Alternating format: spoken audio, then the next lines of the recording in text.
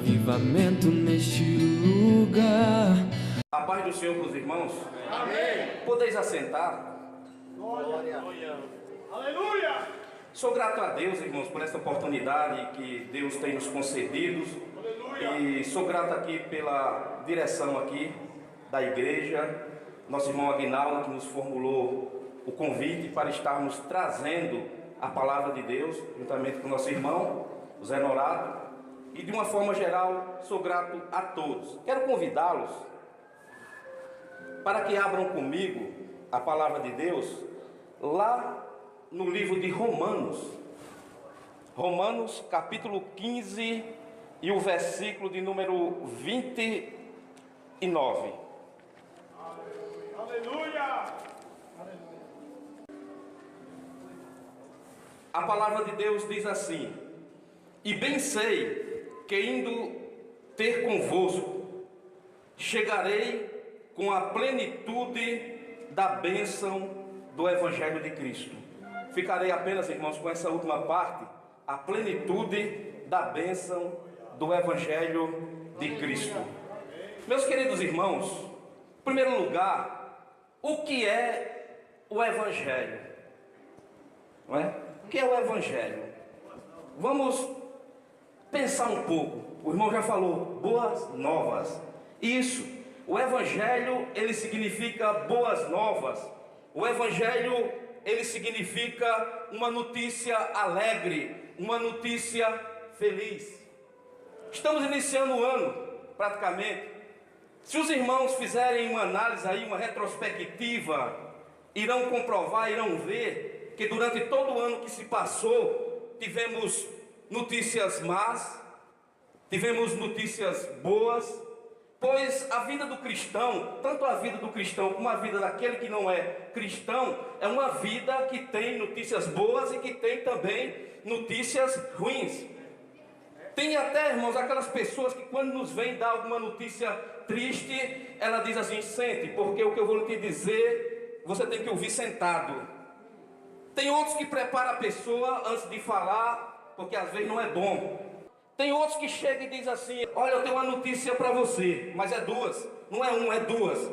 Uma notícia boa e uma notícia ruim. Você quer ouvir qual primeiro? Creio que os irmãos já devem ter ouvido isso. Você quer ouvir primeiro a boa ou a notícia ruim? Tem outros que dizem que notícia ruim, ela se espalha com mais rapidez do que a notícia boa. Irmão, se a gente for para a Bíblia, dá uma olhadinha nisso. Lá no capítulo 4 de 1 Samuel, capítulo 4, lá está escrito sobre uma guerra que teve entre os israelitas e entre os filisteus.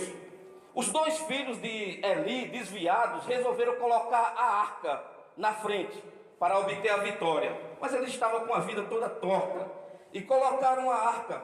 E o que foi que aconteceu? Perderam a guerra, os filisteus tomaram a arca e de repente veio alguém para trazer a nova. Se a gente for lá para 1 Samuel capítulo 4, versículo 17, diz a nova. Quando se falou a notícia, diz que toda a cidade ficou em alvoroço. Eli costumava sentar em uma cadeira. Ele já estava velho, era forte, era gordo, estava muito velho, as vistas dele não estavam boas. Irmãos, no momento que ele ouviu a notícia que tinha perdido os dois filhos, ele ficou triste. Mas no momento que ele ouviu que a arca de Deus tinha sido tomada, ele caiu, irmãos, e quebrou o pescoço. Vejam o que uma notícia pode fazer, pode causar até a morte. E uma das mulheres do filho dele, que estava ali grávida, já perto de ganhar, diz a Bíblia que já entrou em trabalho de parto na hora, já ganhou a criança. Então uma notícia triste, ela pode causar tudo isso. Uma notícia boa também pode trazer emoção. A gente pode ficar tão emocionado com a notícia boa, que também pode chegar até a desmaiar. Porque a notícia foi boa demais, eu não esperava isso. Porém, irmãos, a notícia do Evangelho é uma notícia muito boa, é uma notícia abençoada, é uma notícia alegre, é uma notícia que contraria todas as notícias que a gente tem ouvido, que a gente tem visto. No mundo se fala de desesperança, o Evangelho traz esperança. No mundo fala de falta de paz, o Evangelho traz a paz. E fala do futuro glorioso que teremos com Cristo Jesus. Então o Evangelho é esse, irmãos, é uma notícia alegre, é uma notícia abençoada, é uma notícia feliz. Aleluia! Glória! Você quer ver uma coisa? A Bíblia diz lá em Romanos capítulo 3, versículo 23: todos pecaram e destituídos estão da glória de Deus. Outros versículos falam que o pecado, ele traz a morte, o salário do pecado é a morte. Então, o que é que acontece? O homem pecou, ficou destinado ao inferno. Lá em Isaías capítulo 64, versículo 6 diz: todos nós somos como o imundo, e todas as nossas justiças são como um trapo de imundícia. Lá em Efésios capítulo 2, versículo 8 e 9 diz: pela graça sois salvos por meio da fé. Aleluia! Isso não vem de vós, é um dom de Deus. Aí no 9 fala: não pelas obras que houvéssemos praticado para que se glorie. Quer dizer, não é pelas obras. Então, irmãos, tem uma notícia melhor do que essa? Eu sei que a gente recebe muitas boas notícias. É uma notícia de uma promoção, é uma notícia que passou em um concurso, é uma notícia que está prosperando onde ele está. Mas, porém, a notícia é que agora nós temos a oportunidade de ir morar com Cristo no céu através do Evangelho. Essa é a melhor notícia.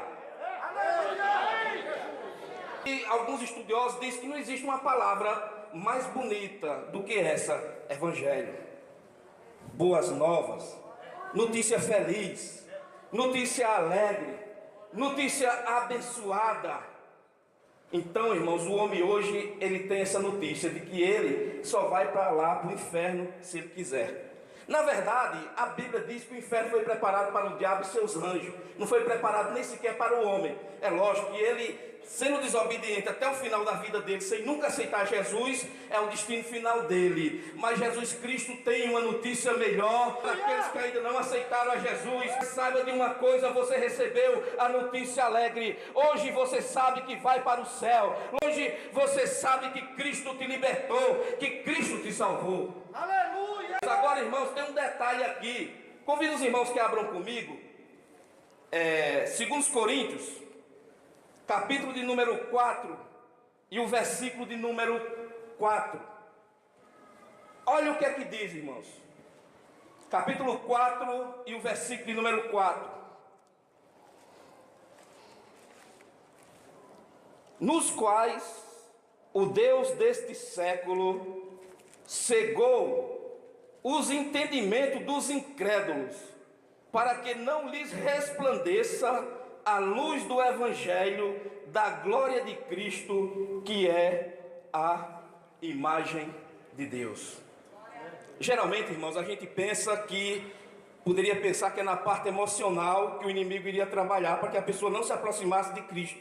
Mas aí está dizendo que ele cegou, não foi a parte emocional, está dizendo que ele cegou o entendimento.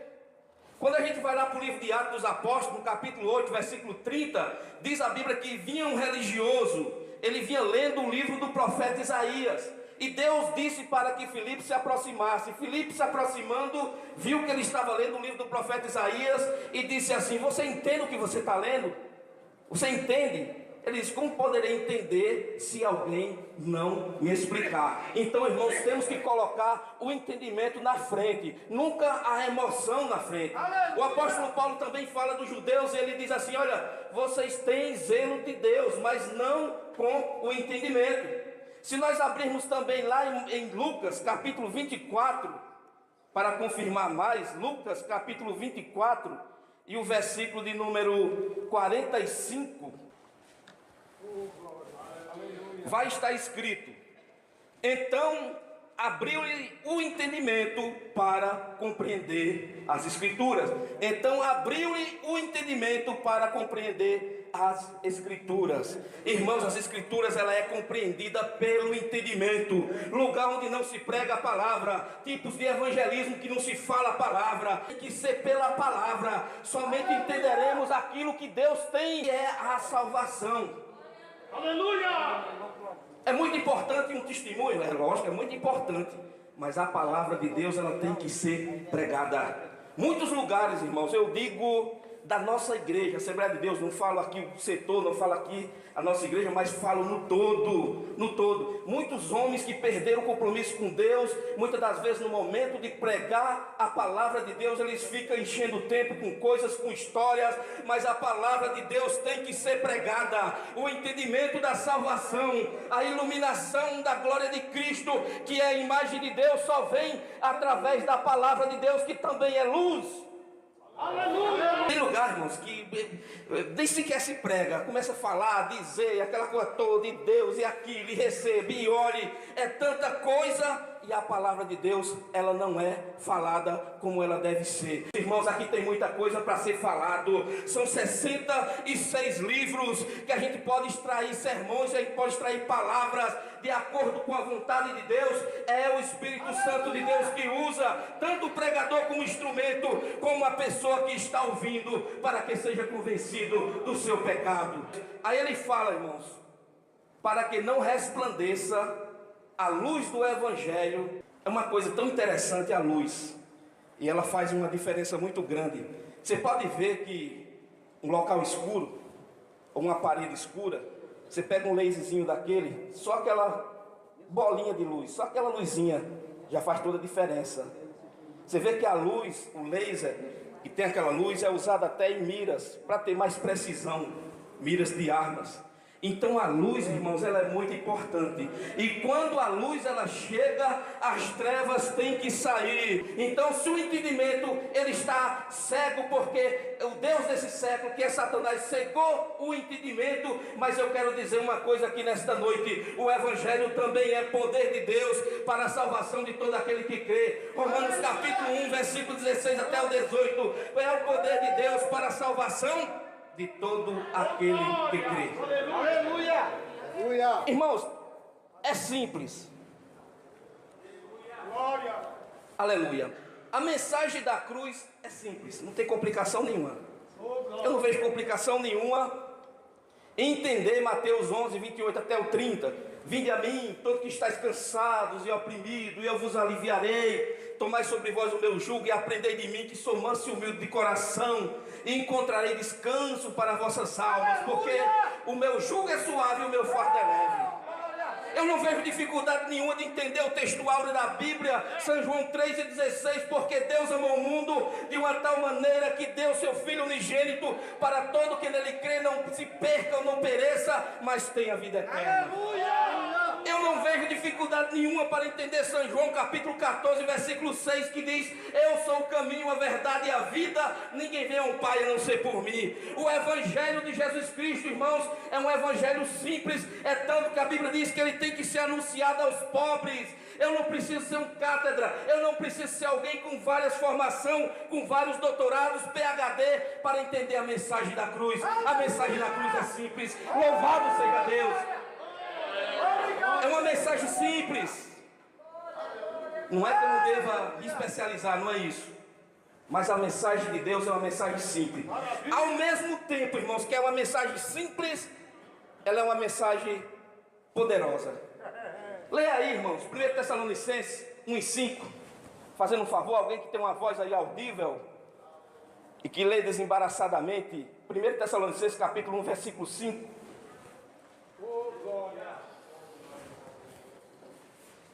Porque o nosso Evangelho não foi a vós somente em palavras, mas também em poder e no Espírito Santo, e em muita certeza, como bem sabeis, quais fomos entre vós por amor de vós. Amém. Os irmãos, vê aí, em poder. É simples, mas quando ele é pregado, a gente acabou de citar aqui, 2 Coríntios capítulo 4, versículo 4, dizendo que o Deus desse século cegou. Mas porém, irmãos, o Evangelho é poder. Não desista não. Você, quem sabe, tem falado de Jesus para alguém, e a gente muitas das vezes, irmãos, olha para a pessoa e fala: não, é um caso perdido, não tem jeito. Já falaram isso comigo. Já olharam para mim e falaram: não, isso é um caso perdido, não tem jeito. Irmão, realmente, não tinha jeito mesmo não. E nem tem. A pessoa acertou em parte. Onde ela errou foi que ela pensava que ia continuar do jeito que estava. E até mesmo depois de aceitar Jesus, alguém diz, não, mas ele aceitou, ele levantou a mão, ele foi lá, ele recebeu a oração, mas esse homem aí eu conheço ele não vai ficar muito tempo não. Irmãos, graças a Deus, eu aceitei Jesus no dia 6 de outubro de 1991, estou aqui feliz. Cada momento grato a Deus por tudo que Ele tem feito em minha vida. Não é mérito meu, não é honra minha, é Deus que fez na minha vida, como fez também na sua. E diz também que não é somente em palavras. Não é somente em palavras. Teve alguém, irmãos, uma autoridade grande, que quando Paulo pregava, quando Paulo falava, ele falou assim, não, por pouco você me persuadiu a ser cristão.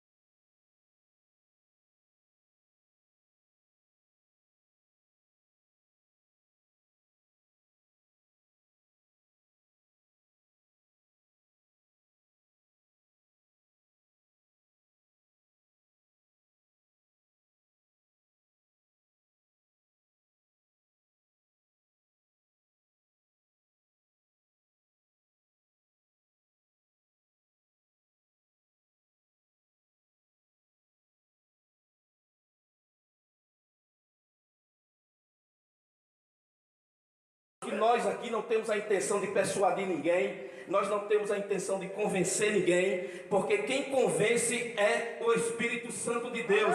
Nós somos apenas instrumentos que o Espírito Santo de Deus usa. É como falou aqui no texto, no versículo, o Espírito Santo de Deus usa. Se não fosse o Espírito Santo de Deus, irmãos, eu não estaria aqui, você não estaria aí, essa mensagem não estaria sendo proclamada da forma que está. É porque o Espírito Santo de Deus atua. Mas porém, irmãos, tem um outro detalhe aqui. Aleluia! Aleluia! Um detalhe muito importante. Oh, glória! Não precisa você ler não, mas se você quiser marcar, 1 Tessalonicenses 3 e 2, Romanos 1 e 16, 2 Coríntios 2 e 12, nos fala claramente que o Evangelho, ele é de Cristo. O Evangelho é de Cristo. Se nós pegar e tirar Jesus do Evangelho, pronto, irmão, como é que vai ficar? Pois você acredita que tem muita gente fazendo isso? Tirando Jesus do Evangelho. Irmãos, lá no livro de Gálatas, capítulo 1, versículo 6 até o 9, diz assim: maravilho-me de que tão depressa passeis daquele que vos chamou a graça de Cristo para outro evangelho, o qual não é outro, mas alguns que vos inquietam e querem transtornar o evangelho de Cristo. Aí veja bem, isso aqui, ele vai mais forte. Mas ainda que nós mesmos, ou um anjo do céu, vos anuncie outro evangelho, além do que já vos tenho anunciado, seja anátema. Traduzindo, seja amaldiçoado. Hoje em dia, irmãos, as coisas elas têm convergido tudo para isso. A gente vê nos hinos, muitos hinos que diz aí de cantores cristãos, tirou Jesus da letra. Muitas das vezes a gente escuta, parece uma coisa romântica, né? Ah, no dia que eu te conheci, não sei o quê. E aquela letra meio ambígua, aquela coisa meio ambígua que a gente dá a entender uma hora que é Jesus, e depois dá a entender que é uma pessoa, uma mulher, um homem, depende de quem está ouvindo. E muitas das vezes, irmãos, também através das mensagens. Hoje nós temos ouvido aí, por parte de muitas denominações, até no nosso meio, muitas das vezes tem pastores que aderem a isso, um evangelho antropocêntrico, isso é, um evangelho que coloca o homem no centro, e Jesus é como se fosse um menino de recado, alguém que está aí obrigado a abençoar, a dar tudo aquilo que ele pede.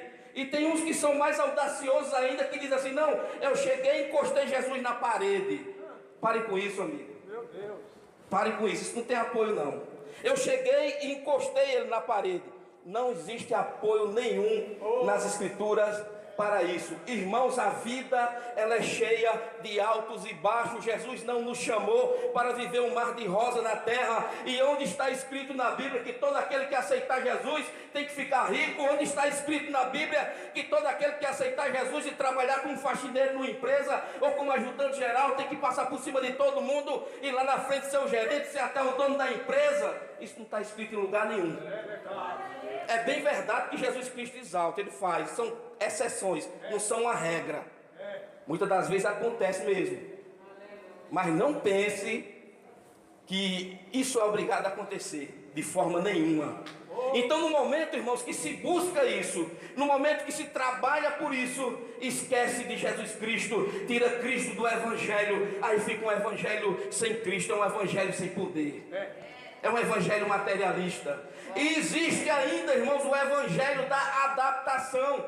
Nós mencionamos aqui Romanos 1,16 que diz: porque o evangelho é o poder de Deus para a salvação de todo aquele que crê. Quer dizer, o evangelho por si só, ele é o poder. Eu não preciso fazer nada além de pregar, além de ensinar, além de conduzir a pessoa. Mas tem umas pessoas dizendo aí, não, que tem que ter um evangelho, aí diferencia a coisa. Não é? À tarde lá, vamos lá, a gente faz o culto e depois empurra todos os bancos, vamos brincar de skate no meio da igreja. Aí já mistura tudo, sabe? Ah não, mas ele é jovem, e temos que com jovem falar uma linguagem de jovem. Sim, irmãos, a gente sabe que existem os jovens, existe todas as faixas etárias dentro da igreja, graças a Deus por causa disso. Já vi muita gente, quando eu aceitei Jesus Cristo, a pessoa olhou para mim, falou: mas rapaz, mas naquela igreja só tem velho. Eu falei: você está enganado. Você não sabe das estatísticas dos batismos. Você está muito enganado. Graças a Deus que tem velhos, ou senhores de idade, tem crianças, jovens, de todas as faixas etárias. Casado, solteiro, empresário, trabalhador, tem de todo jeito. De outras áreas, professor. Deus chama, irmãos, a todos, louvado seja Deus. E não precisa adaptar. Não, mas tem que pegar o evangelho, tem que adaptar, senão ele vai sair dentro da igreja. Não é isso que dizem? A gente escuta muito isso. Irmãos, e a gente que aceitou Jesus há uns tempos mais para trás, a gente sabe que era bem diferente e ninguém saía. Ninguém saía, ou saía um ou outro. Mas isso não é motivo para dizer que a pessoa vai sair. Mas, irmãos, o evangelho é o poder de Deus. Aqui, irmãos, graças a Deus, o jovem, a criança, o ancião, o ministério, todos estão envolvidos. E o evangelho, ele é um só. Um só. Não precisamos adaptar um para cada pessoa. É lógico, repito aqui para que ninguém entenda mal. Tem as estratégias. Os jovens são diferentes. Um pouco dos que já são casados, que são as crianças. Tem que ter uma estratégia. Mas isso não quer dizer que se deve moldar o evangelho a gosto da pessoa. De jeito nenhum. Isso aí não tem apoio em local nenhum. Mas para finalizar, irmãos, já estamos aí finalizando. Eu sempre costumo falar, o relógio, ele é o nosso amigo. O relógio, ele é o nosso amigo. E quando a gente não percebe que as horas vai, a gente tem que perceber o melhor ainda. Foi lido: e bem sei que indo ter convosco, chegarei com a plenitude da bênção do evangelho de Cristo. Foi lido lá em Romanos, capítulo 15, versículo 29. Plenitude. Uma coisa plena, completa. Aí você aceitou a Jesus por causa do evangelho, aí você pensou na salvação. Graças a Deus, na salvação. Mas a salvação, irmãos, ela é completa, ela é um pacote, ela é um presente da parte de Deus muito grande. No momento que a gente é salvo, louvado seja Deus, também somos transformados. No momento que somos transformados, louvado seja Deus, muitas vezes somos chamados para fazer parte do ministério. Irmãos, quando eu aceitei Jesus, eu tinha uma timidez muito grande. Jamais imaginava, eu não sou pastor, sou uma ovelha, mas jamais imaginava falando aqui dessa forma. Sempre tive vontade de aprender a escritura, de aprofundar, mas não desse modo. Mas Deus, Ele faz isso, irmão. Ele batiza com o Espírito Santo, Ele dá dons espirituais, porque, irmãos, é uma coisa plena, é uma plenitude. Aleluia! A pessoa chega em casa depois que aceitou, depois que recebeu, toda a família dele é contagiada, os parentes, os amigos, porque ele aceitou a Jesus. Existe um pacote. Ele agora quer falar de Jesus para aquela pessoa. Agora, irmãos, ele já ora por aquela pessoa, e aquela pessoa recebe a cura, aquela pessoa recebe o alento, porque o Evangelho é a luz da iluminação da glória de Cristo. Nós não poderíamos deixar de passar batido, né? Sem mencionar. Você que está aqui pela primeira vez, não sei, ou que já veio aqui várias vezes, que ainda não aceitou a Jesus, que ainda não deixou essa iluminação te transformar. Quem sabe você está afastado dos caminhos do Senhor. Quem sabe está procurando uma igreja e ainda não encontrou uma igreja onde congregar.